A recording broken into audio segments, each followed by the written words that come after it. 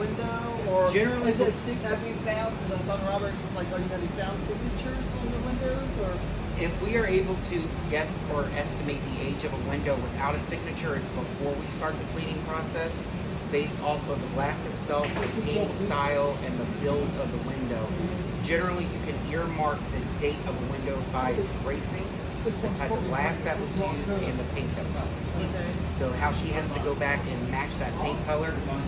Anything usually prior to 1940 to 1950, they don't keep records of. There's no way to go back and say this was the formula for that. Okay. We have to go back to match So she's that. playing with those little keys to And just she's figuring it out. fixing it as she Pinching the goes. dash. Yep. Okay. 9 times out of 10, if a window has a signature to tell you the date it was made or it was built, it's usually going to be in your right-hand corner, like a Tiffany window has, and those usually have 3 different types of signatures as far as if Louis Tiffany did it himself or if it was Tiffany's studio once he created that space in New York.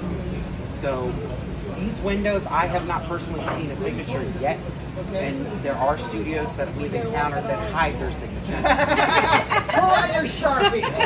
Pull out your Sharpie, Dad. Dad Exactly. was here. So some studios, they actually made it a challenge to find the signatures. There was a studio that we had came across probably about 4 years ago. The windows are originally from around 1680. They were imported from Ireland. I had to do about 2 months research to figure out what this studio was because it was prior to actual records being kept.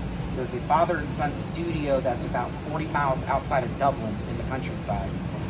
Their signature was not written. It was the image of a castle rope from chess. Oh, And it was wow. superimposed on a European bale of hay. So there was no way to identify the name. I had to search by that image for 2 months until I found the name of the studio. And then so on and so forth. I learned that the father had retired, sold the business to his nephew. His nephew eventually moved to England and then immigrated to America, brought the studio and its windows with him, and then they eventually found their way to Maryland. Wow. Wow.